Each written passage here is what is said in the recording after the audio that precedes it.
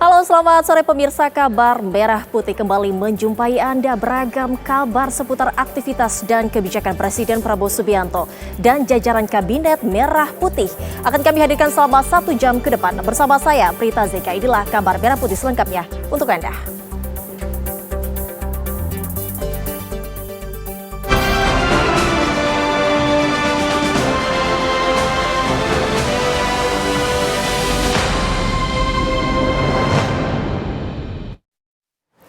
Informasi pertama untuk Anda pemirsa, Presiden Prabowo Subianto menghadiri Sara Sehat Ekonomi bersama para pelaku ekonomi yang digelar di Jakarta.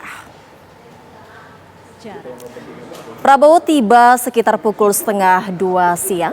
Sejumlah Menteri Kabinet Merah Putih tampak hadir di lokasi seperti diantaranya Menko Bidang Perekonomian Airlangga Hartarto, Menteri Keuangan Sri Mulyani, Menteri Ketenagakerjaan, Investasi dan Hilirisasi Rosan Roslani hingga Menteri ESDM Bahlil Lahadalia.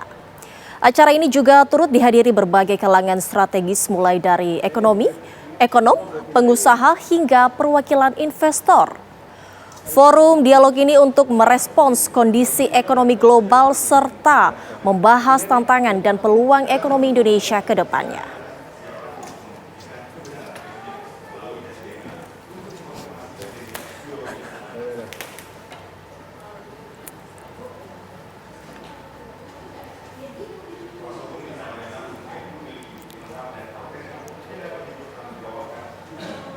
Dalam pidatonya, Presiden Prabowo Subianto mengatakan goncangan ekonomi dunia akibat kebijakan negara adidaya sudah diprediksi oleh para pendiri bangsa. Prabowo pun mengajak pengusaha dan pelaku ekonomi untuk berdiskusi, mendengar masukan dalam menghadapi kebijakan tersebut.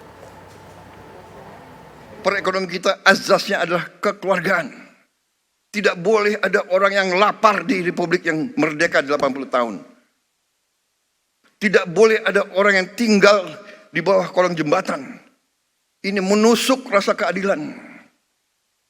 Tidak boleh ada orang yang tidak makan. Ini yang mendasari dan kita buat strategi. Strategi kita ternyata adalah sejalan dengan PBB, dengan United Nations Sustainable Development Goal. Yang utama food, energy, water, dan SDG, sasaran SDG yang lainnya semua. Ini dasar kita. Karena itu, swasembada pangan menjadi sasaran kita, swasembada energi, swasembada dan manajemen air yang baik, dan tentunya industrialisasi supaya nilai tambah ada di Republik kita. Saudara-saudara, apa yang terjadi sekarang, goncangan dunia akibat negara yang ekonominya terkuat, membuat kebijakan-kebijakan, memberi peningkatan tarif yang begitu tinggi kepada banyak negara. Ini bisa dikatakan menimbulkan ketidakpastian dunia. Banyak negara yang cemas, ya. Padahal sebenarnya pendiri-pendiri bangsa kita dari sejak dulu dan termasuk saya bertahun-tahun saya sudah ingatkan, mari kita bangun ekonomi kita dengan sasaran berdiri di atas kaki kita sendiri. Pemirsa, untuk membahas paparan yang disampaikan oleh Presiden dan menterinya dalam Sara Sehat Ekonomi, telah hadir di studio narasumber kita ekonom dari Indef, Tauhid Hamad. Halo, selamat sore Mas Tauhid. Gimana kabarnya Mas Tauhid? Alhamdulillah baik. Mas Tauhid, tadi kita sama-sama mendengarkan paparan yang disampaikan oleh Presiden Prabowo Subianto dalam acara Sara Sehat Ekonomi. Dari paparan tersebut, apa yang bisa dibaca dari Mas Tauhid? Pandangannya seperti apa? Ya, yang pertama kalau dari paparan Pak Presiden itu menandakan bahwa kita harus memperkuat ekonomi domestik kita di tengah situasi global yang tidak pasti. Karena itu beliau menyampaikan bagaimana penguasaan sumber daya alam, energi, pangan, kemudian yang lainnya itu harus diperkuat. Tadi juga disampaikan bagaimana peran pemerintah dalam mendukung itu. Dicontohkan kasus pemberian subsidi pupuk maupun dukungan mengurangi rantai pasok distribusi pupuk yang berkepanjangan, dan ini membuat efisiensi dalam distribusi, dan ini ada perpihakan terhadap petani ya. Meski demikian memang situasi global tampaknya tadi belum direspon secara khusus ya oleh Pak Presiden, tapi secara gamblang tadi disampaikan oleh Pak Menko Perekonomian maupun Bu Sri Mulyani ya terhadap beberapa hal. Nah, poin utamanya dari Pak Menko Perekonomian adalah bahwa kondisi ekonomi itu memang akan selalu seperti ini, ketidakpastian tinggi, tapi kondisi data-data yang menunjukkan situasinya masih baik-baik saja ya, kecuali beberapa indikator memang agak sedikit menurun, misalnya indeks saham dan sebagainya, tapi yang lain baik-baik saja. Namun yang menarik adalah dari paparan Bu Menteri Keuangan ya, dengan ini ada perubahan besar dari situasi global yang sangat merubah pola tatanan yang sudah dibangun sejak lama ya, terutama sejak The Big Bang tahun 30-an sampai Bretton Woods, terlahirnya lembaga-lembaga dunia yang sekarang justru dilanggar oleh penciptanya. Nah, itu membuat bahwa ada ketidakpastian yang masih akan berlangsung. Meski demikian, salah satu jalan dengan situasi kebijakan tarif bahwa resiliensi atau ketahanan ekonomi termasuk melalui APBN harus kuat. Nah, itu yang harus dilakukan. Nah, saya kira itu yang menggambarkan dari keseluruhan itu, oke, negara kita mengalami ancaman dari Trump, tetapi kita juga harus harus memiliki sikap optimisme apa yang kemudian disampaikan oleh pemerintah. Meskipun tadi sebenarnya banyak hal yang harusnya kita juga harus kritisi, banyak yang belum merespon. Bagaimana kalau misalnya ternyata ini berdampak dalam sekian bulan pada tenaga kerja kita, pada industri-industri turunan kita dan sebagainya, yang kemudian juga langkah antisipatif apa yang kemudian disiapkan, itu sama sekali belum keluar. Saya kira beberapa hal memang sudah disampaikan pemerintah, tapi masih mungkin belum punya.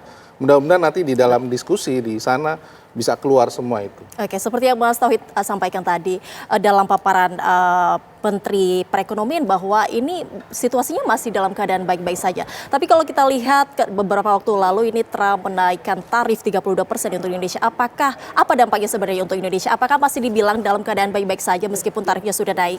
Menurut saya ya kondisinya jelas ya, harga saham dan nilai tukar ini sudah langsung menghit kita begitu. Bukan hanya kita tapi di banyak negara. Artinya para pelaku usaha sudah mulai melakukan perhitungan ulang, terutama bagi sektor-sektor atau produk-produk yang memang berhubungan langsung dengan perdagangan dengan Trump begitu ya, dengan Amerika maksud saya. Itu otomatis harga di sana naik, permintaan turun, dan otomatis kita juga akan kehilangan potensi produksi ya. Tawaran yang tadi disampaikan juga oleh Pak Menko maupun Bu Sri sebenarnya dalam tataran teoritis cukup baik, tapi itu nggak bisa cepat. Misalnya trade diversion ke negara lain itu butuh waktu begitu ya, apalagi marketnya berbeda begitu. Apalagi kalau kita mengambil alih pasar China, pasar Vietnam dan sebagainya, berarti kan surplus kita makin besar. Tadi sudah disampaikan bahwa kalau surplus kita semakin besar, Amerika makin marah begitu. Sementara kita tidak punya tawaran impor apa yang kemudian kita bisa lebih besar agar defisitnya bisa diperkecil. Nah, itu juga harus hati-hati ketika kita akan mengambil alih beberapa pasar yang tidak dimiliki, tetapi itu akan membuat proses negosiasi akan justru jauh lebih alot begitu.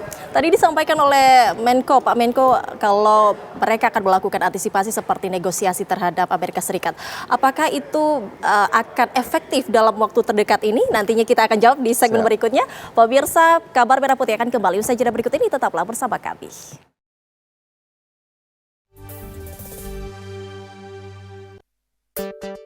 Terima kasih masih bersama kami di Kabar Merah Putih. Pemirsa, masih bersama kami ekonom dari Indef, Mas Tauhid Ahmad. Mas Tauhid, melanjutkan perbincangan kita tadi bahwa dengan tarif Trump 32% ini tadi Menko Perekonomian mengatakan bahwa melakukan negosiasi begitu. Apakah negosiasi ini nanti akan berjalan efektif? Ini kan kalau dibilang sudah terjadi, baru diberikan antisipasi dan juga cara-cara ataupun langkah-langkah yang diambil oleh pemerintah. Bagaimana Mas Tauhid? Saya kira yang pertama waktunya sangat terbatas ya. Saya dengar due date sekitar 9 April, artinya beberapa hari lagi, begitu kan, berarti harus relatif cepat.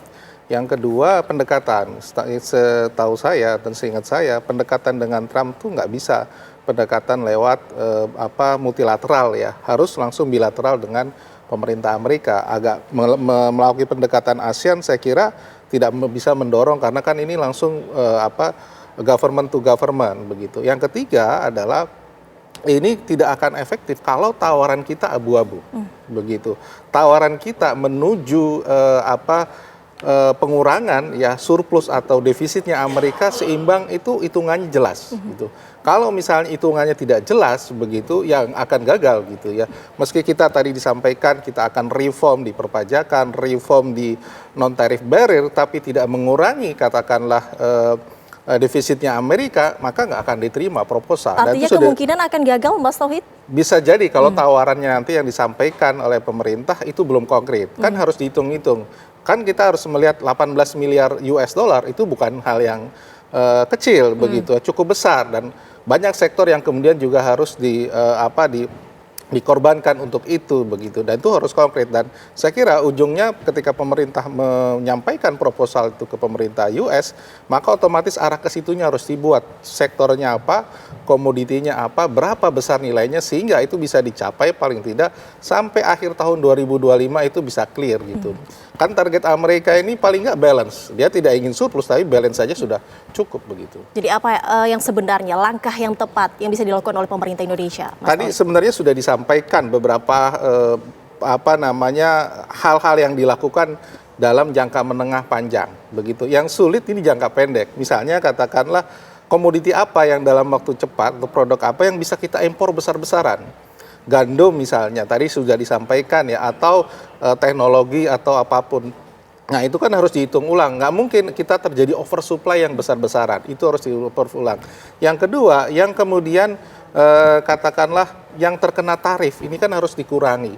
Komoditi apa yang kemudian harganya naik dan kita nggak bisa masuk, meskipun kita selisih dengan negara tetangga pesaing kita, itu cukup besar. Itu kan juga caranya berarti kan ekspor kita harus dikurangi, begitu kan. Itu yang short term begitu ya.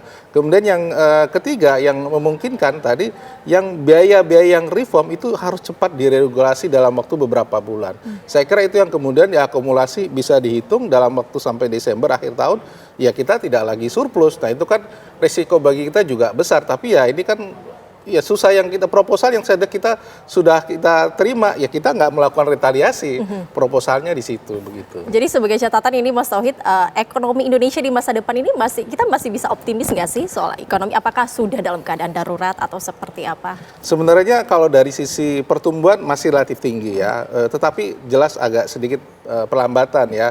Kalau hitungan kami kemarin pada waktu itu dampak ke Amerika saja sekitar penurunan 0,05% ya sekitar itu ya. Tetapi yang belum kita hitung kalau negara lain juga terkena dampak dan ini pengaruh kita. Mungkin itu yang kemudian menjadi efek kita lebih besar. Misalnya Cina melakukan retaliasi ke Amerika. Sementara kita ekspor ke Cina besar gitu ya. Misalnya untuk besi dan baja, otomatis ini dampak ke kita besar. Nah, itu kan kemudian yang harus kita punya langkah antisipatif ya. Kalau dampak besarnya karena ekonomi domestik kita 70% itu masih di dalam negeri, masih relatif besar gitu ya, masih cukup kuat. Tetapi dampak Amerika pasti menurunkan tapi tidak akan menggoyahkan pondasi kita lah begitu. Oke. Yang menjadi catatan apa sih sebenarnya untuk ekonomi saat ini di Indonesia? Apa yang menjadi catatan? Ya, saya kira di tengah situasi ya perdagangan global dengan situasi ini, maka kita harus mengkalkulasi ulang. Ya, kalau tadi saya sepakat untuk kalau Amerika tidak menjadi the big five tujuan ekspor maupun impor, kita harus punya alternatif atau teman-teman baru begitu ya. Karena situasi sekarang akan sangat sulit begitu. Tapi ini juga peluang untuk kita bisa memperbesar hubungan dengan Amerika, tapi tidak bisa lagi kayak dulu. Kita balance, nggak bisa surplus. Itu yang saya kira pertama. Yang kedua dengan kejadian ini adalah reform yang dilakukan tadi disampaikan itu benar-benar akan juga memberikan dampak bagi sektor-sektor lain yang terdampak. Misalnya ya, ketika katakanlah kita membuka pasar untuk sertifikasi halal yang masuk bukan dari barang Amerika tetapi dari Brazil juga masuk. Otomatis nanti peternak kita terdampak dan sebagainya terbawah. Ini yang kemudian juga kita harus hitung ulang begitu. Nah, yang ketiga saya kira yang juga penting adalah ini harus di statement bad skenario-nya akan seperti apa. Misalnya ada industri-industri yang melakukan efisiensi PHK dan sebagainya. Itu harus sudah ada semacam jaminan dari pemerintah seperti apa respon mereka, termasuk jaminan sosial dan sebagainya, karena buruh resah gitu kan. Ini langsung berlaku di bulan April, harga langsung meningkat dan otomatis sekarang di market di pasar Amerika mereka sekarang akan menunda pembelian untuk Buruknya konsumsi. bisa jadi PHK massal juga, Mas Tauhid? Ya tergantung nanti ya, industri apa yang paling kemudian di Amerika marketnya terganggu begitu. Apakah misalnya kan banyak, pertama CPO, kemudian alas kaki, kemudian juga tekstil, kemudian sampai mesin peralatan, termasuk juga furniture gitu ya. Saya kira dampaknya akan berbeda masing-masing begitu, tergantung penerimaan masyarakat, meskipun harga tinggi mereka beli atau harga tinggi mereka akan lari ke harga yang jauh lebih murah begitu. Baik, terima kasih Mas Tauhid Ahmad selaku ekonom dari Indef. Terima kasih atas penjelasannya. Dan pemirsa, kabar Merah Putih akan kembali usai jeda berikut ini. Tetaplah bersama kami. Anda kembali menyaksikan kabar Merah Putih. Pemirsa, berikut adalah paparan dari Menko Bidang Perekonomian Airlangga Hartarto mengenai kondisi makroekonomi Indonesia dalam Sarasehan Ekonomi yang dihadiri Presiden Prabowo Subianto. Secara pertumbuhan ekonomi C2C atau quarter to quarter, pertumbuhan tetap 5,03%, relatif tinggi. Dan secara spasial, Papua Barat, Maluku, itu juga tumbuhnya di atas nasional. Nah, ini seluruhnya akibat dari hilirisasi dan juga kontribusi terbesar berada dalam sektor yang seperti tadi disampaikan Bapak Presiden, sektor industri atau sektor manufaktur yang hampir 19% daripada PDB. Dari segi inflasi, ini terkendali. Inflasi hari ini sudah dilaporkan itu angkanya sedikit di atas 1%, dan ini Indonesia termasuk salah satu yang terendah di dunia ataupun di global, baik di level ASEAN, G20 maupun yang lain. Dari segi indeks keyakinan konsumen masih tetap tinggi di 126,4, di atas 100, konsumen masih optimis. Kemudian dari sisi indeks penjualan real bulan Februari ada terkontraksi sedikit, namun pada saat menjelang Lebaran dia agak naik sedikit.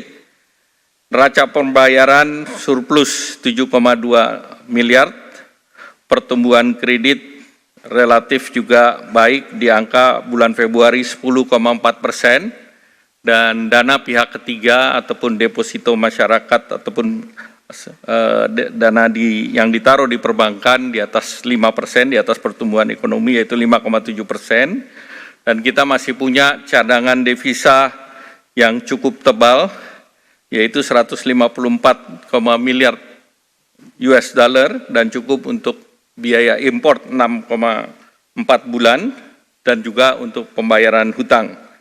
Dari segi perdagangan, di bulan Februari kita juga surplus 3,12 miliar dolar dan ini surplus sepanjang 58 bulan terus-menerus.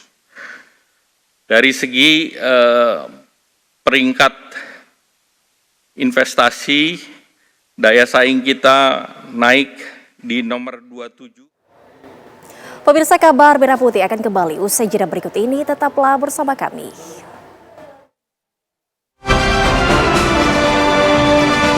Anda kembali di kabar Merah Putih.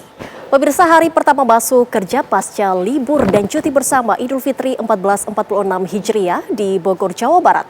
Bupati melakukan sidak ke Rumah Sakit Umum Daerah Cibinong dan di Musi Banyuasin. Bupati mengajak para ASN untuk makan tekwan usai apel.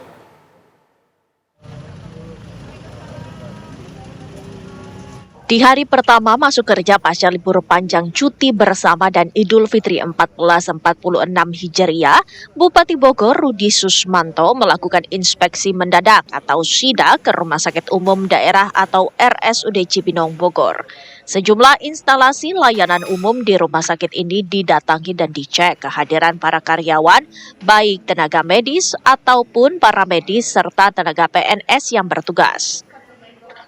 Dari ratusan tenaga kerja baik PNS maupun non-PNS 100% hadir melayani bahkan sejak hari pertama Lebaran Idul Fitri. Semua karyawan wajib melayani secara bergantian sesuai jadwal piket yang dibuat khusus layanan.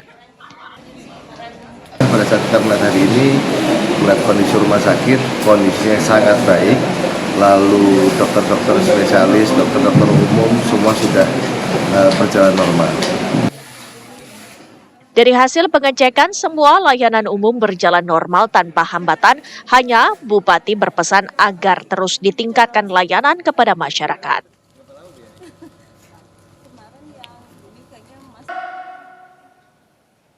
Selasa pagi, ribuan ASN di lingkungan Pemkab Musi Banyuasin, Sumatera Selatan mengikuti apel bersama serta halal bihalal. Para ASN sebelum masuk kerja di lingkungan dinas masing-masing dipimpin langsung oleh Bupati Musi Banyuasin HM Toha serta Wakil Bupati Rohman digelar di lapangan depan kantor Bupati. Selain digelarnya apel bersama, ribuan ASN juga beramai-ramai menikmati sarapan pagi secara gratis dengan menu makanan tekwan serta model makanan khas Sumatera Selatan. Silaturahmi yang sering kita lakukan, kebersamaan, disiplin, insya Allah akan. Seluruh ASN di lingkungan Pemda Musi Banyuasin diwajibkan untuk masuk kerja dan dilarang berliburan. Jika kedapatan ASN yang belum masuk kerja, pemerintah Musi Banyuasin akan menindak tegas bagi para ASN. Dari Bogor, Jawa Barat dan Musi Banyuasin, Sumatera Selatan, Usep Saripudin, Puja Kusuma, TV One mengabarkan. Pemirsa, beragam kabar menarik lainnya akan kami hadirkan usai jeda berikut ini. Tetaplah di Kabar Merah Putih. Kabar Merah Putih kembali untuk Anda. Pemirsa, dalam sarasehan ekonomi, Presiden Prabowo Subianto mengatakan goncangan ekonomi dunia akibat kebijakan negara adidaya sudah diprediksi oleh para pendiri bangsa. Prabowo pun mengajak pengusaha dan pelaku ekonomi untuk berdiskusi untuk mendengar masukan dalam menghadapi kebijakan tersebut. Perekonomian kita azasnya adalah kekeluargaan. Tidak boleh ada orang yang lapar di Republik yang merdeka 80 tahun. Tidak boleh ada orang yang tinggal di bawah kolong jembatan. Ini menusuk rasa keadilan. Tidak boleh ada orang yang tidak makan. Ini yang mendasari dan kita buat strategi. Strategi kita ternyata adalah sejalan dengan PBB, dengan United Nations Sustainable Development Goal, yang utama food, energy, water, dan SDG, sasaran SDG yang lainnya semua. Ini dasar kita. Karena itu, swasembada pangan menjadi sasaran kita, swasembada energi, swasembada dan manajemen air yang baik, dan tentunya industrialisasi supaya nilai tambah ada di Republik kita. Saudara-saudara, apa yang terjadi sekarang, goncangan dunia akibat negara yang ekonominya terkuat, membuat kebijakan-kebijakan, memberi peningkatan tarif yang begitu tinggi kepada banyak negara. Ini bisa dikatakan menimbulkan ketidakpastian dunia. Banyak negara yang cemas, ya. Padahal sebenarnya pendiri-pendiri bangsa kita dari sejak dulu, dan termasuk saya bertahun-tahun saya sudah ingatkan, mari kita bangun ekonomi kita dengan sasaran berdiri di atas kaki kita sendiri. Kita ke kabar lainnya, pemirsa. Usai cuti Lebaran, antrian pembayaran pajak kendaraan bermotor kembali membludak di Samsat Kota Bogor pada Selasa pagi. Antrian panjang warga tampak dari Gerbang Samsat, Kota Bogor hingga Jalan Raya Juanda.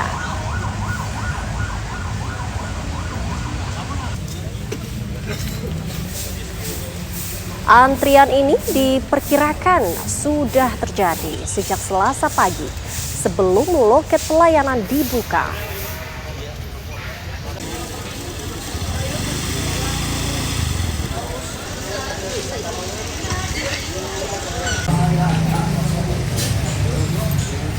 Salah satu warga bahkan rela menginap di musola kantor Samsat untuk mengurus pemindahan dokumen kendaraan dan agar tidak antri terlalu lama dalam mengurus administrasi. Selain karena usai cuti bersama Lebaran, tingginya animo masyarakat dalam membayar pajak dampak dari program Provinsi Jawa Barat dalam penghapusan pajak dan denda kendaraan bermotor atau program pemutihan.